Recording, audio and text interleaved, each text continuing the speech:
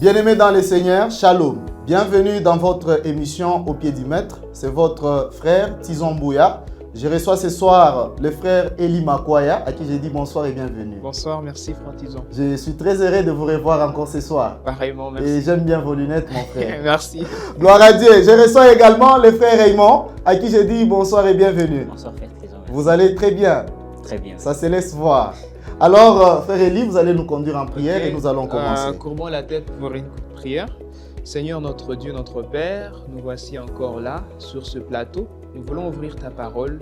Nous te prions d'être avec nous, ainsi qu'avec tous ceux qui nous suivent et ceux qui vont nous suivre en différé. Dans le nom de Jésus, j'en suis prié. Amen. Amen. Merci beaucoup, frère Eli, pour la prière. Nous sommes dans cette étude du carnet « Unir les ciels et la terre ».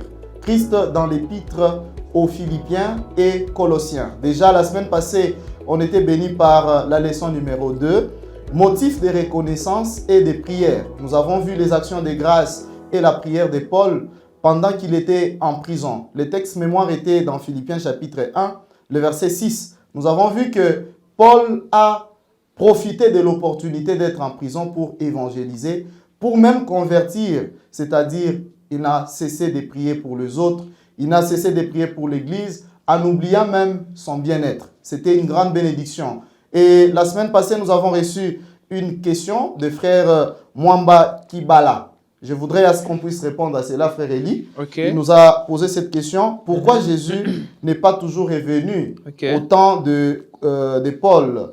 Comme Paul le dit en Colossiens chapitre 1, le verset 6 et le verset 23, que l'évangile était déjà répandu partout.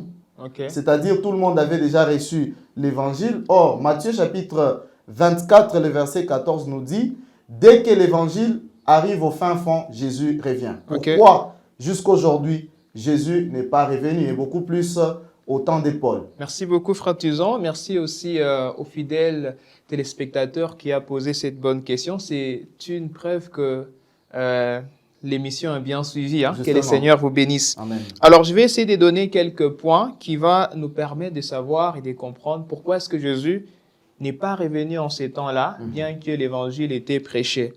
Je prends le cas typique des Thessaloniciens. Oui. Je crois qu'ils s'étaient rendus compte de cela et ils s'attendaient à ce que Christ revienne de leur temps. Mais Paul, quand il leur écrit dans sa seconde lettre, il va leur rappeler que non, il ne faut pas que vous puissiez vous tromper parce que il faut qu'il y ait certains événements. Oui. Bien que l'évangile a déjà atteint en fait le monde entier, eh bien, il doit être précédé, les seconds retours de Jésus doit être précédé par certains événements. Le premier, je le trouve dans des Thessaloniciens 2, le verset 3, où Paul lui-même va leur dire que personne ne vous séduise d'aucune manière, car il faut que l'apostasie soit arrivée auparavant et qu'on ait vu paraître l'homme du péché, les fils de la perdition, l'adversaire qui s'élève au-dessus de tout ce qu'on appelle Dieu ou de ce qu'on adore jusqu'à s'asseoir dans les temples de Dieu, se proclamant lui-même Dieu. Donc, ça devait arriver, cette apostasie. Et au temps de Paul, cette apostasie n'était qu'à son début. Donc, ça posait ses bases. Mais cela n'était pas tel que nous pouvons le voir aujourd'hui. C'est la première raison. La seconde raison, nous retournons toujours dans Matthieu 24, le verset 14. L'évangile devait être prêché dans le monde entier, bien sûr, mais il devait y avoir des signes, certains signes qui devaient suivre en fait cette proclamation de l'évangile. Entre autres, donc, vous pouvez voir Matthieu 24, il y a des guerres, des bruits de guerre, des catastrophes naturelles, bien que ça existait en ces temps-là, mais cela ne répondait pas exactement aux signes avant-coureurs du retour de Jésus, tel que lui-même l'avait prévu. Et en fin de compte, nous sommes dans Matthieu 24, le verset 36. La Bible nous dit que personne ne sait ni le jour, ni l'heure. Voilà. Parce qu'il y a de ces gens-là qui peuvent s'appuyer sur la question du frère, téléspectateur qui a posé la question, pour essayer de dire que il est déjà venu. Déjà, il y a ceux qui disent que Jésus est déjà revenu.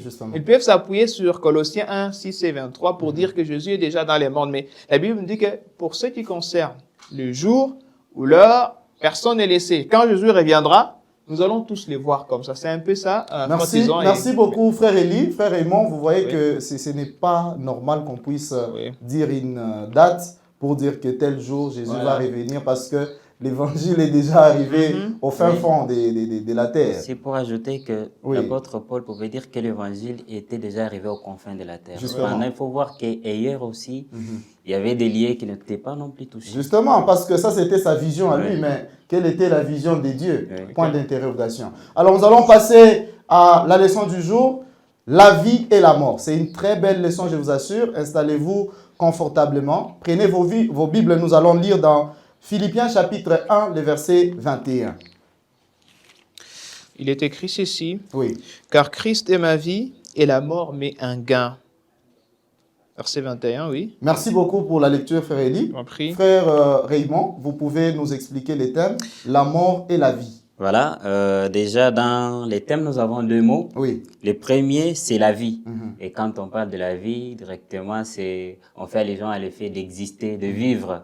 Et la mort n'est rien d'autre que le contraire de la vie. Voilà. Donc, le fait là de ne pas exister. Mais ce verset, il est compliqué, frère Eli. Comment vous le comprenez? Voilà, les versets textes, bien sûr, de Philippiens 21, en fait, nous les comprenons mieux à la lumière d'Hébreux 2, 14 et 15, ok? Où Christ est venu détruire les diables, c'est-à-dire c'est lui qui a la puissance de la mort, afin que nous ne soyons plus esclaves ou asservis à cette mort. Alors, au travers la mort de Christ, qui a rendu possible cette victoire, nous avons une telle confiance que mourir n'est rien. En fait, cette mort première n'est pas la finalité. Et qu'en Christ, nous allons encore vivre. Tel que Christ, il a vaincu la mort, eh bien, nous pouvons aussi la vaincre tout en étant en lui. Ainsi, la mort, dans ces cas, peut être un gain pour un chrétien. Voilà. Okay. Merci beaucoup, frère Eli, pour cette explication. Voilà. Bien-aimés, nous allons découvrir dans cette leçon pourquoi Paul a écrit des épîtres aux églises. Vous allez voir, la finalité, c'est qu'il voulait à ce que les églises soient toujours unies, qu'il n'y ait pas de désunion. C'est principalement cela, et nous allons le découvrir dans cette leçon. Mais j'aimerais, frère Raymond, qu'on puisse d'abord bien comprendre notre sujet avant d'aller plus loin. Pour mieux comprendre ces sujets, je vais donner un exemple. Ok. J'ai lu quelque part. Oui. C'est une image d'ailleurs bien connue, Martin Luther King. Il a écrit un jour ceci, il dit que celui qui n'a pas trouvé une cause pour laquelle il serait prêt à mourir n'est pas digne de vivre. Ah, ça c'est très fort. Quand j'ai commencé un peu à voir cela et puis avec les thèmes, je suis allé comprendre que l'apôtre Paul était aussi du même point de vue que lui. Lorsque vous allez lire dans Romains chapitre 14, verset 8, là-bas vous allez découvrir que l'apôtre va dire soit que nous vivions, donc soit que nous mourions. Voilà. Nous sommes au Seigneur. D'ailleurs, à cela, frère Tuzon, j'ajoute l'exemple d'un certain Bradford, qui a vécu au XVIe siècle, dans les années 1500, comme ça. C'était un aumônier du roi d'Angleterre. Alors, il était du même avis que Paul, mourir pour Christ. Et une fois, on l'a même traîné pour l'amener au lieu où on devait le brûler. Alors, en y allant, alors qu'on l'a amené, il écriait que Christ... Jésus, rien que Christ, en fait.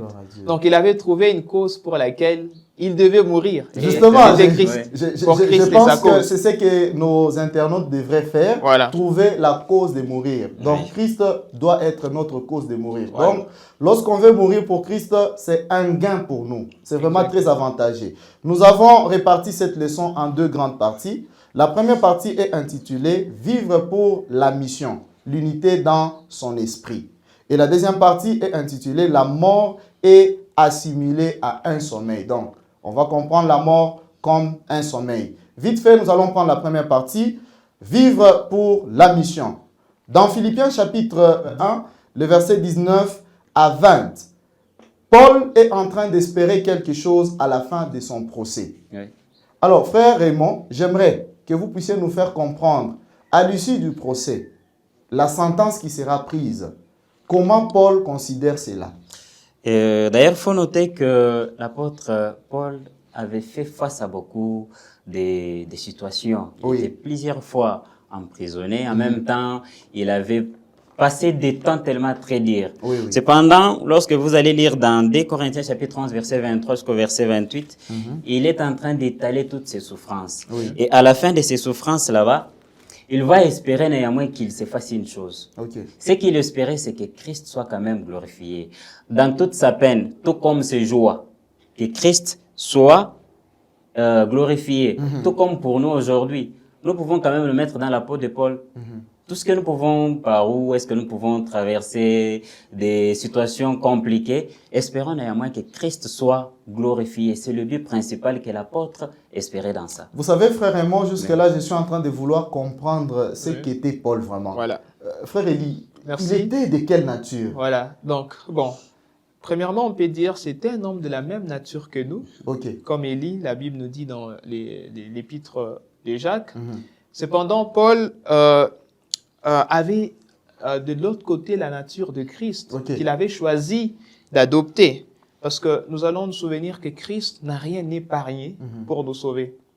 À la croix, il a donné volontairement sa vie pourvu que nous soyons sauvés aujourd'hui. Et Paul l'affirme également dans 2 Corinthiens 12, 15. Non pas que sa mort ou quoi que ce soit pouvait faire expiation, mais il était prêt à aller jusqu'au sacrifice. Wow. Non seulement s'est dépensé soi-même, ça veut dire, non seulement dépenser, mais il était prêt aussi à se dépenser, pourvu que ceux à qui il prêchait la parole, eh bien, puissent être sauvés. Nous pouvons voir également 1 Thessaloniciens, 1 Corinthiens plutôt 4, 14 à 16. On peut noter également 2 Thessaloniciens 2, 10 à 11, Galates 4, 19. Eh bien, il traitait ces gens-là comme un père, prend ses enfants. Donc, il était tellement préoccupé par leur bien-être qu'il ne gardait rien pour lui-même. Donc, c'est une nature qui nous fait penser directement à celle du Christ. Voilà pourquoi à un moment, il a eu l'audace de dire « Soyez mes imitateurs comme je le suis moi-même de Christ », ce qui est un exemple à suivre aujourd'hui. Merci frère Élie, mais je suis en train de vouloir comprendre, est-ce que ça devait lui amener toujours à la mort, la souffrance qu'il était en train de subir? Déjà, il faut savoir que nous sommes mêlés dans une bataille. Ok. Et dans cette bataille, elle pourra soit nous amener à la mort, il faut en être sûr. Une bataille, nous pouvons la vaincre tout comme nous pouvons arriver à perdre la vie. Mais ce que nous pouvons savoir dans cette bataille, c'est que c'est un grand conflit. Ce conflit est entre le bien et le mal. Il y a deux valeurs. Et lorsque vous allez lire dans 2 Corinthiens chapitre 10, verset 3 jusqu'au verset 5, l'apôtre Paul qui nous parle de cette bataille qui est spirituelle nous dit que les armes que nous allons utiliser ne doivent pas être charnelles. Ce sont des armes qui sont spirituelles. Et une fois aussi que vous allez lire dans Éphésiens chapitre 6, verset 11 jusqu'au verset 17, il énumère quelques-uns. Il nous parle de la parole de Dieu, qui est quand même une arme très féroce que nous pouvons utiliser. Et parce qu'il s'agit de valeurs, l'amour peut être utilisé dans cette bataille. Nous pouvons être doux, nous pouvons avoir la paix, nous pouvons être bienveillants. Pourquoi pas aussi avoir la maîtrise de soi dans cette bataille. C'est très un petit ajout. S'il y a les armes de Dieu, ça veut dire il y a les armes du diable. Effectivement. Il utilise la peur, l'intimidation, la critique et toutes ces choses. Ce sont des choses que nous devrions, les armes que nous devrions jamais manier en tant que chrétiens. Nous devons nous limiter à prendre les armes de Dieu, telles que frère Raymond a souligné, l'amour, et par-dessus tout, l'épée de l'esprit qui est la parole. Justement, mais quand on traverse des moments difficiles comme ça, Dieu, lui, il est content. Cette question, on peut la voir sur des angles, mais cependant, nous savons que notre Dieu, il veut notre bien. Cependant, il s'est réjoui de notre lutte. Quand il nous voit prêts à défendre son nom, ça lui fait du bien. Je pense à ces passages que je trouve dans, je crois, Sophonie, un livre qui n'est pas souvent lu. Je crois Sophonie 3, 17. J'ai toujours eu du mal à le Voilà. On dit, l'Éternel, ton Dieu, est au milieu de toi comme un héros qui sauve. Il fera de toi sa plus grande joie. Il gardera les silences dans son amour et il aura pour toi des transports d'allégresse. Dieu est content. Je pense même à quelqu'un qui dit, quand Dieu nous voit bien faire, je crois qu'il fait même appel aux anges. Regarde. Dans les cas de Job nous le fait savoir. Justement. Dieu s'est glorifié de Job devant Satan. Job qui luttait contre les diables. Donc, nous pouvons dire que Dieu s'est réjoui lorsqu'il nous voit prêts, prêts à lutter pour le nom de Christ, à vivre pour Christ et surtout à être prêt à mourir pour lui. Vraiment. Et frère Raymond, oui. Nous, en étant comme humains, donc nous pouvons nous insérer dans une lutte pour faire plaisir à Dieu. Exactement, comme le frère Élie venait de le dire, Dieu s'est réjoui lorsqu'une âme est sauvée. Gloire à Dieu. Ça, c'est le but pour lequel Dieu s'est fixé. Gloire à Dieu. Oui. Et nous, réjouir Dieu, c'est lorsque nous nous allions avec quand lui. On amène des âmes. Oui, nous nous mêlons dans cette lutte qu'il mène de faire sauver les autres, de ramener les autres vers lui. Et dans cette lutte de pouvoir, dans cette mission d'amener les âmes vers Christ, nous ne pouvons l'accomplir que si nous sommes les facilitateurs de l'unité. Comprenez que il y a un grand obstacle qui peut faire en sorte que la mission ne puisse pas y aller loin. C'est les désunions. Satan utilise beaucoup la division pour pouvoir nous empêcher à faire réjouir Dieu. Donc ici, l'appel est lancé à tout le monde. Sauvons l'unité. Amen.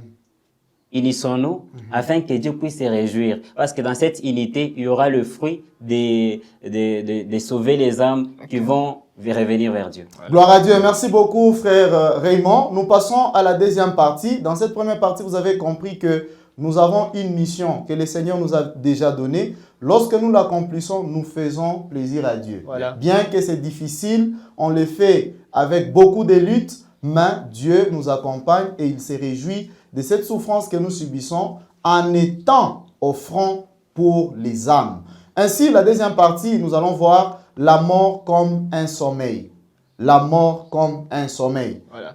moi j'ai aimé pendant que, frère Élie, vous étiez en train de parler du verset à mémoriser. Oui. Vous nous dites que la mort est un gain. Oui. Moi, j'aimerais vraiment qu'on puisse faire comprendre à notre internaute si la mort fait partie de la vie. Parce qu'il y en a aujourd'hui quelqu'un qui te dit, bon, c'est la vie, hein. Il est mort, c'est la vie. Voilà. On va passer tous par là. D'accord. Merci, frère Tison. En fait, ce que nous devons savoir, c'est que la mort et la vie sont les choses les plus opposées, je peux dire, à mon humble avis. Des choses qui sont contraires. La mort ne fait pas partie de la vie. Ça, c'est très important. Ça devient presque un adage, un dicton, hein, pour dire la mort fait partie de la vie ou c'est la vie. Mais nous devons savoir que la mort, c'est l'opposé de la vie. Ce n'est pas la vie. D'ailleurs, oui, ce n'est pas la vie. Oui. D'ailleurs, la mort, c'est le plus grand ennemi de la vie.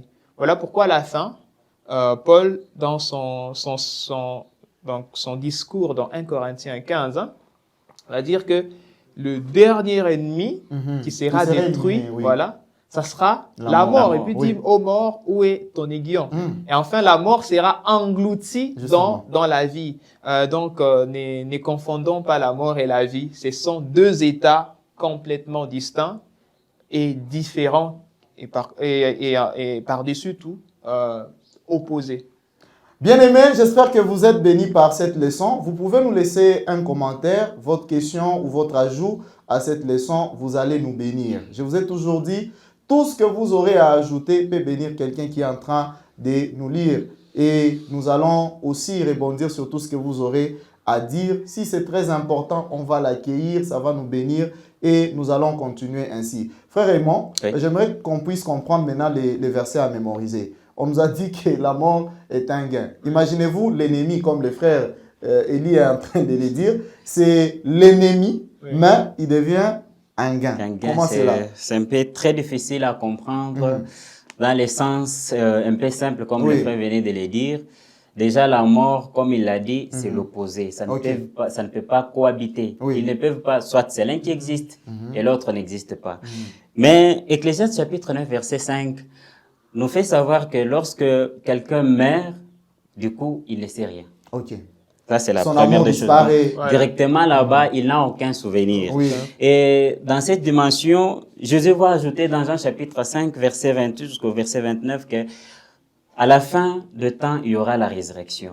Et cette résurrection, chacun aura les salaires pour tout ce qu'il aura commis sur la terre. Que ce soit le bien, tout comme le mal. Lorsque je lis encore plus haut dans Apocalypse chapitre 14, verset 3, là-bas, l'ange dit à Jean, écrit, errés sont ceux qui meurent dans le Seigneur. La mort sera un gain pour nous au moment où nous sommes avec le Christ. Okay. Dans cette dimension-là, nous sommes les bienheureux. Parce qu'avec Christ, nous sommes les bienheureux, comme il a dit. Nous sommes heureux à la fin et nous allons récolter quelque chose de la part de Jésus-Christ. Donc, que nous vivions, ou soit que nous puissions mourir aujourd'hui, posons-nous la question, c'est pour Christ ou soit c'est contre Christ. Voilà. Quand c'est pour Christ, c'est un gain. Quand c'est contre lui, ce n'est pas un gain. Là-bas, tout est clair. Alors, disons à cela, j'aimerais un peu essayer de commenter un verset qui est un peu beaucoup plus tordu aujourd'hui par rapport à ce que Paul parle sur son choix entre vivre ou mourir. Hein. J'aimerais les lire un peu. C'est dans Philippiens 2:1. Nous sommes au verset 23 qui nous dit que je suis pressé des deux côtés. J'ai le désir de m'en aller et d'être avec Christ. Et ce qui de beaucoup est le meilleur. Voilà. À partir d'ici, donc, quand Paul évoque son désir d'être avec Christ, nous ne devons pas comprendre cela dans les sens où, quand il meurt, il part au ciel. Paradis, comme parce que Ecclésiaste 9, verset 5, tel que le frère Raymond l'a mentionné, les morts ne savent rien. Je peux donner encore un autre exemple, si vous me permettez. Allez-y. Imaginez, donc, mettons-nous dans l'optique où tel est le cas. Alors, je prends maintenant l'exemple de Lazare, ok? Lazare au ciel, Lazare est mort, du coup il est au ciel dans la félicité. Et puis il y a un ange qui lui dit, on le ramène. Ah, Jésus t'a ressuscité. Moi je ne peux pas rentrer. Vous voyez que ça serait absurde. Donc déjà, ça contredit l'idée de dire que Paul devait aller au ciel après sa mort. Cependant, ce que Paul voulait dire en définitive, c'est que il voulait s'unir dans la souffrance de Jésus-Christ, tel que nous dit 2 Timothée, le chapitre 4, le verset 6, et de parvenir à la résurrection s'il le pouvait. Amen. À la lumière des Philippiens, nous sommes toujours dans Philippiens, chapitre 3, verset 11.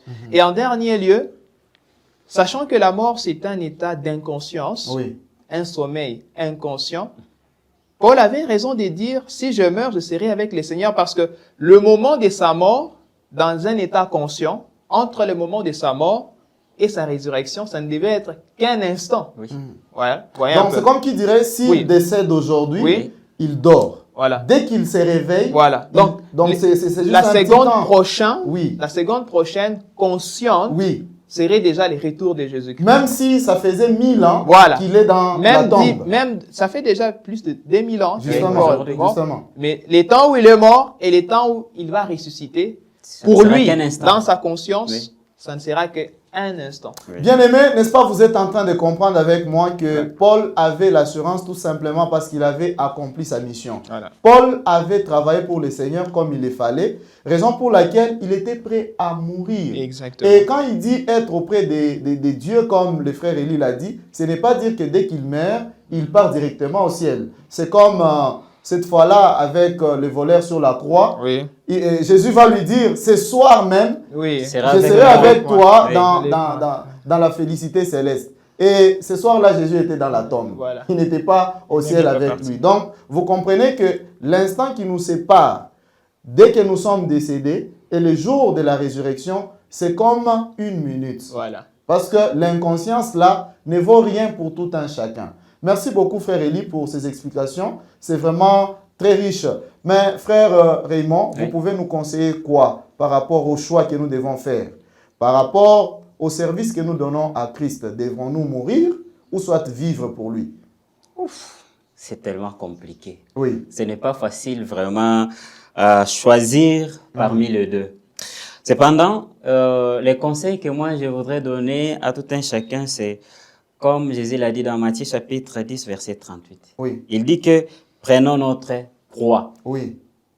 Que ce soit pour que nous puissions mourir, que ce soit pour que nous puissions vivre, nous devons toujours dépendre de Christ. Et Actes des Apôtres chapitre 14, verset 22, l'apôtre va dire que c'est par beaucoup de tribulations que nous entrerons dans le royaume. Et nous sommes co-héritiers avec Christ si nous souffrons avec lui. Ça, c'est ce que la Bible nous dit. Et dans toute cette histoire, vivre tout comme mourir, faisons-le pour la gloire de Dieu. Amen. Votre vécu aujourd'hui, que ce soit pour la gloire de Dieu. Et si cela vous coûterait même la vie, acceptez de mourir pour la gloire de Dieu. Amen. Wow. Ça, c'est très important. Merci beaucoup, frère Raymond. Nous tendons petit à petit vers la fin de cette émission. Frère Élie, est-ce que ces livres des Philippiens nous donnent l'espérance, nous qui vivons aujourd'hui? Merci beaucoup. En tout cas, oui, c'est un livre plein et rempli d'espérance parce que c'était même le but de Paul en écrivant cette lettre aux Philippiens. Alors, l'espérance qui est mise en évidence dans ces livres, et en particulier, dès les débuts, au verset 27 à 30 du premier chapitre, où Paul insiste sur l'unité.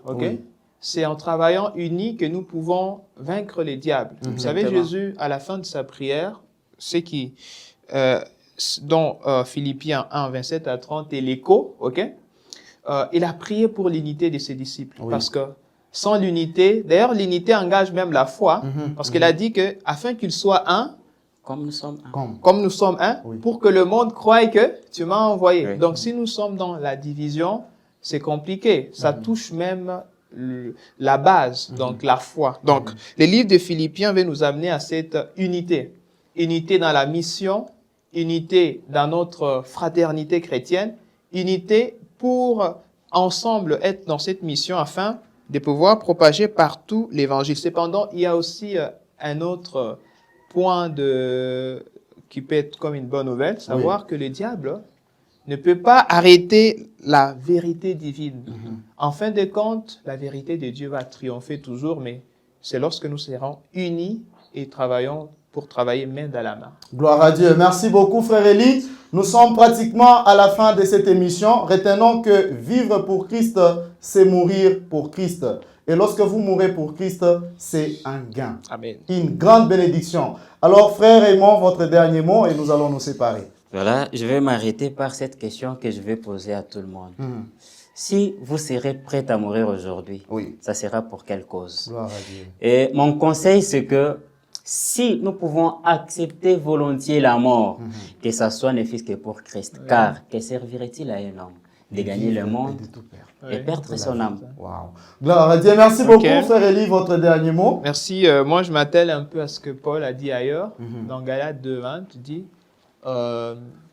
il va dire, j'ai été crucifié avec Christ, et même quand je vis, ce n'est plus moi qui vis, mais c'est Christ qui est en train de vivre en moi, en fait. Il faut que Christ vive en nous pour que notre vie, les témoignages de notre vie puissent profiter au plus grand nombre dans l'intérêt du royaume des cieux. Que ça soit vivre, que ça soit mourir, eh bien, que tout concourt à la gloire de Dieu. Voilà. Merci. Gloire à Dieu. Merci beaucoup, frère Élie, d'être passé dans cette émission. À vous également, mon frère Raymond, d'être passé.